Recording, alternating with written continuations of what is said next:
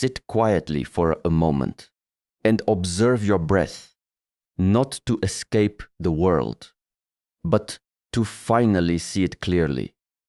Pain does not come from the event itself. It comes from the attachment you build around it.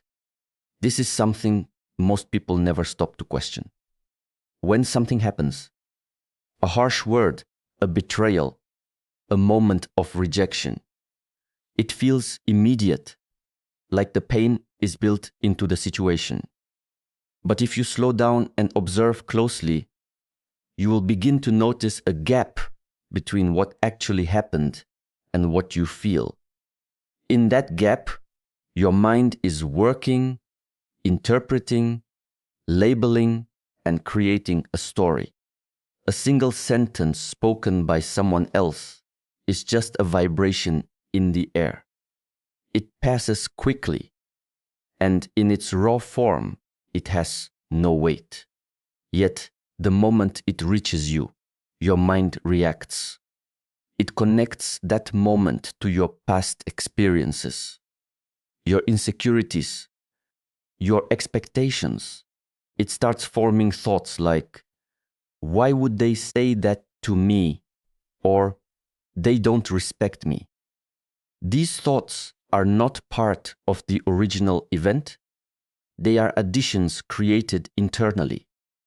And as these thoughts repeat, they gain strength, turning into emotions that feel heavy and real. Attachment begins when you hold on to these interpretations and refuse to let them pass. You replay the moment again and again, each time adding more meaning to it. What was once a simple event becomes a personal wound. The mind does not just remember, it exaggerates, reshapes, and reinforces. Over time, the story becomes more powerful than the truth, and you begin to react not to what happened, but to what you believe it means about you. This attachment is often tied to invisible expectations. You expect to be respected, understood, valued. There is nothing wrong with these desires, but when they become conditions for your inner peace, they create vulnerability. The moment someone fails to meet those expectations, the mind interprets it as a threat. It feels like something has been taken from you, even though nothing tangible has actually changed. What you are protecting is not your true self, but an idea of how things should be. The stronger the attachment, the stronger the pain. If you are deeply attached to being seen in a certain way, even a small comment can feel like a deep insult. If you are attached to a person for your sense of happiness, even a brief distance can feel like abandonment.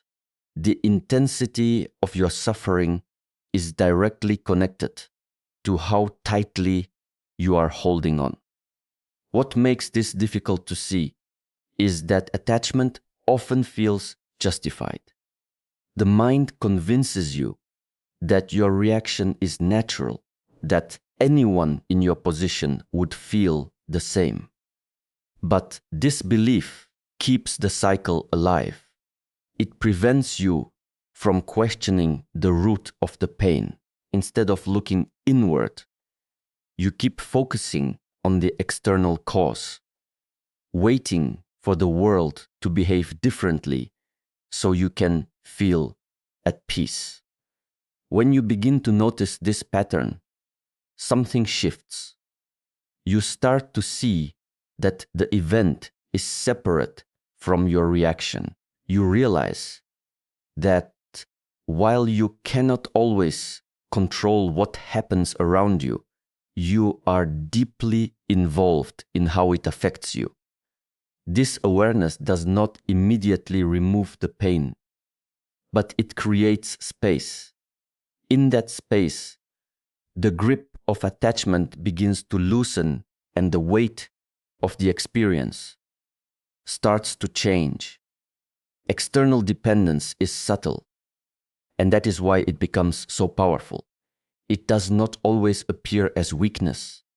Sometimes it feels like love, ambition, or connection.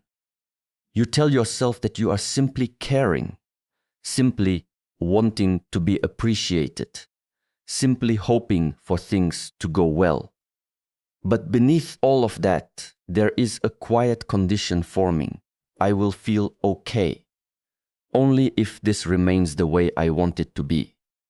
This is how dependence begins. You start placing your emotional balance in the hands of people, outcomes, and circumstances. When someone treats you well, you feel uplifted.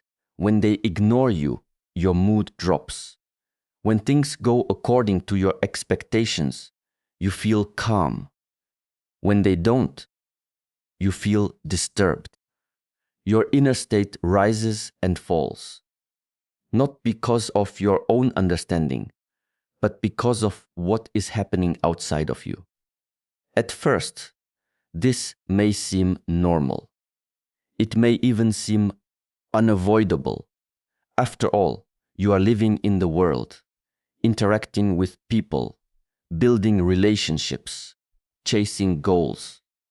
But slowly, without noticing, you begin to lose your center. Your peace is no longer something you carry within. It becomes something you are constantly trying to secure from the outside. This creates a fragile state of being, because the truth is the external world is unstable. People change, situations shift, expectations break. No matter how much you try to control it, you cannot make everything align perfectly with your desires. And when your emotional well-being depends on something that is constantly changing, you are placing yourself in a position where disturbance is inevitable. You may start to seek validation more often. You look for approval in words, in actions, in attention. A simple acknowledgement can make you feel valued, while its absence can make you question yourself. Over time, your sense of worth begins to fluctuate based on how others respond to you. You may not say it out loud, but internally you are asking, am I enough? And waiting for the world to answer. This is where the loss of power becomes clear, because the moment your happiness depends on something outside of you, you are no longer in control of it. Anyone who can give it to you can also take it away. Not necessarily with intention, but simply by being human, by being inconsistent, distracted, or unaware. And every time this happens, you feel the impact deeply, as if something essential has been disturbed. This dependence also creates fear. You begin to fear loss, rejection, failure, not because these things are inherently unbearable, but because they threaten the source of your emotional stability. You may hold on tighter to people, trying to ensure they don't leave. You may overthink situations, trying to prevent things from going wrong. You may avoid risks just to protect the fragile sense of peace you have built on uncertain ground. Yet, despite all this effort, the mind rarely finds rest, because it is constantly watching, constantly measuring, constantly reacting.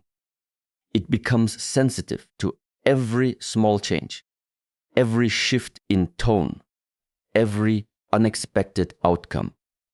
What could have been a simple experience becomes heavy because too much is at stake. And all of this begins from one quiet belief that something outside of you is responsible for how you feel inside. Awareness begins in a very simple way, but its depth is often overlooked. It starts the moment you stop reacting automatically and begin to notice what is happening inside you. Most of the time, reactions are immediate. Something happens, and before you even realize it, your mind has already judged, labeled, and responded. There is no space in between. It feels natural, almost mechanical, as if there is no other way to exist. But when awareness enters, this automatic flow is interrupted. You begin to observe instead of immediately becoming involved. A feeling arises: anger, sadness, irritation. And instead of expressing it or suppressing it, you simply notice it. You feel it in your body. You watch the thoughts forming around it, and you remain present with the experience. This does not mean the emotion disappears instantly. In fact, at first, it may feel even stronger because you are no longer distracting yourself from it. But something important has changed. You are no longer completely identified with it. Without awareness, every thought feels true and every emotion feels permanent. The mind tells a story, and you believe it without question. If someone says something that triggers you, your mind may immediately create assumptions about their intention, about your worth, about the meaning behind their words. These thoughts come quickly, and they pull you deeper into the emotional reaction. Before long, you are not just experiencing a moment. You are lost inside a narrative that continues to grow. Awareness breaks this chain. When you observe your thoughts, you start to see that they are not facts. They are interpretations. You notice how quickly the mind jumps from one idea to another, how it tries to protect you, justify you, or defend you. And as you watch this process, the intensity begins to shift. Not because you are forcing it to stop, but because you are no longer feeding it unconsciously. The same is true for emotions. An emotion needs attention and identification to sustain itself. When you resist it, it becomes stronger.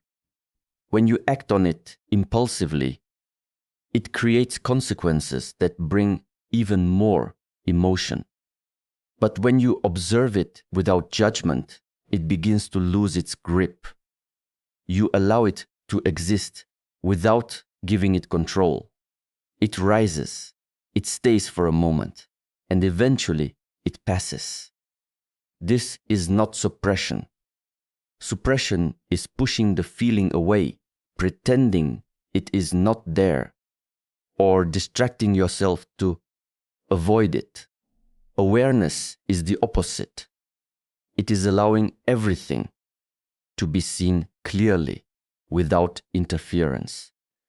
It is a quiet presence that does not try to change what is happening, but understands it deeply. As this awareness grows, you begin to notice patterns. You see how certain situations trigger the same reactions, how certain words affect you more than others, how your mind repeats familiar stories. What once felt random starts to feel predictable. And in that recognition, there is a sense of space. You realize that you are not trapped inside these patterns. You are simply observing them. This space changes your relationship with suffering. Instead of being overwhelmed by every emotional wave, you begin to stand slightly apart from it. You still feel, but you are not consumed. You still think, but you are not controlled.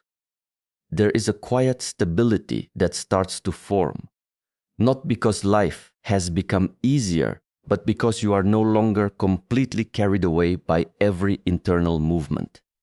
But taking things personally happens so quickly that it often feels unavoidable. Someone says something, does something, or fails to do something, and almost instantly the mind turns it inward. It becomes about you, your value, your respect, your place in their eyes. Even a small shift in someone's tone or behavior can create a chain of thoughts that lead to doubt, frustration, or hurt. But when you look more closely, you begin to see that most of what people say and do is not truly about you. It is shaped by their own experiences, their own fears, their own expectations. Every person is living inside their own mental world, interpreting reality through their past and reacting based on what they have learned, what they lack, or what they are carrying within themselves. When someone speaks harshly, it often comes from their own inner tension. When someone ignores you, it may reflect their own distraction, priorities, or emotional state. When someone judges you, it is filtered through their beliefs and insecurities. Yet, the mind has a habit of absorbing all of this and turning it into a personal attack, as if everything revolves around your identity. This habit creates unnecessary suffering. The moment you take something personally, you give it a deeper meaning than it originally had. You connect it to your sense of self. A simple comment becomes disrespect. A moment of distance becomes rejection. A disagreement becomes a sign that you are not valued. The mind builds these interpretations quickly, and once they are formed, they begin to feel real. This also strengthens the ego. The ego wants to protect an image, a version of you that must be seen in a certain way. When that image is challenged, even slightly, it reacts, it feels threatened, and it tries to defend itself through anger, justification, or withdrawal. But what it is protecting is not your true self. It is a constructed identity based on expectations and past conditioning. When you stop taking things personally, you begin to loosen this attachment. You start to recognize that not every action needs to be interpreted as a reflection of your worth. You allow people to be as they are without immediately connecting their behavior to who you are. This does not mean you accept everything or allow disrespect to continue. It simply means you do not internalize it in a way that disturbs your inner balance. This shift requires awareness and patience, because the mind will continue its old patterns at first. It will still try to personalize situations, still try to create meaning where there may be none. But each time you notice this happening, you create a small distance between yourself and the reaction. You begin to question it instead of believing it instantly. You may ask yourself, is this really about me?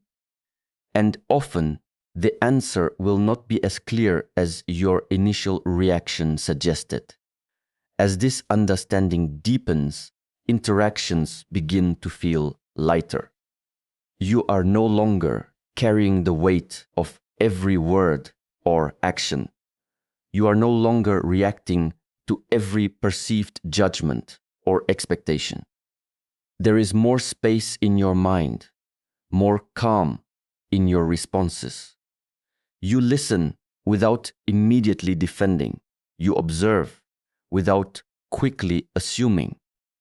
And you move through situations with less emotional burden. And slowly, the need to take things personally begins to fade, replaced by a clearer and more grounded way of seeing others and yourself. Inner detachment does not mean withdrawing from life or becoming cold and indifferent. It is not about avoiding people, ignoring emotions, or pretending that nothing matters. It is a deeper shift in how you relate to everything you experience. Instead of clinging, you begin to allow. Instead of depending, you begin to stand on your own center. Most people move through life holding tightly to things they believe define their happiness, relationships, outcomes, recognition, control. They attach meaning to these things and begin to feel that without them, something essential is missing. This attachment creates a constant tension because the mind is always trying to secure what it cannot fully control. It is always watching, anticipating, worrying about what might change or disappear. Detachment begins when you recognize this pattern. You start to see how much effort is spent trying to hold on to what is naturally unstable. You notice how your thoughts return again and again to the same concerns. What if things don't go as planned? What if someone leaves? What if you lose what you have? These thoughts create a quiet pressure that follows you even in moments that should feel peaceful. When detachment grows, this pressure begins to ease. You still care, but your care is no longer rooted in fear. You still engage, but your sense of self is not tied to the outcome. You can give your time, your attention, your effort without making your inner state dependent on how things turn out. There is a subtle but powerful difference here. Before, your actions were often driven by the need to secure a result. Now they come from a place of clarity and presence. This shift changes how you experience uncertainty. Instead of resisting it, you begin to accept it as part of life. You understand that change is not something to be feared, but something that is always happening, whether you like it or not. The mind no longer tries to control every detail because it sees the limitation in that approach. It realizes that control is often an illusion, and holding onto it only creates more tension. With detachment, you also become less affected by validation and rejection. Praise does not inflate you, and criticism does not break you. You listen, you observe, but you do not let these external inputs define your sense of self. There is a quiet confidence that comes from knowing that your worth is not something others can give or take away. It is not dependent on how you are seen, but on how clearly you understand yourself. This does not make you passive. You still make decisions, set boundaries, and take action when needed. But your actions are no longer reactions driven by emotional attachment. They come from a place that is more stable, more grounded. You respond instead of react, and this creates a different kind of strength, one that is not easily shaken by external changes. As this inner detachment deepens, relationships also begin to change. You are no longer holding on to people out of fear of losing them. You allow them to be as they are, without trying to control or shape them to fit your expectations. This creates more space, more honesty, and less pressure. You can connect without clinging, care without controlling, and appreciate without needing to possess. There is a lightness that comes with this way of being. The constant effort to manage, protect, and secure your emotional state begins to fade. You are not carrying as much weight in your mind. Situations come and go, but they do not leave the same lasting impact. You experience them fully and then you let them pass. In this space, freedom is no longer something you chase. It becomes something you live within. In this space, life does not become perfect, but it becomes clear. You no longer move through it as a victim of every thought, every reaction, every external shift. You move through it with awareness, with steadiness, with a quiet strength that does not need to prove itself. And slowly, something fundamental changes. You realize that peace was never something you had to find outside. It was never hidden in people, outcomes, or circumstances. It was always here, underneath everything you were chasing. When you stop clinging, it reveals itself. When you stop resisting, it becomes natural.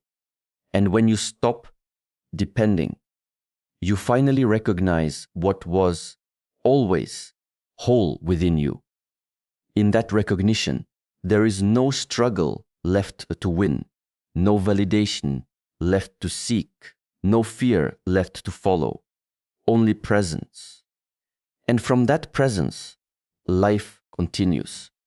But you are no longer lost in it.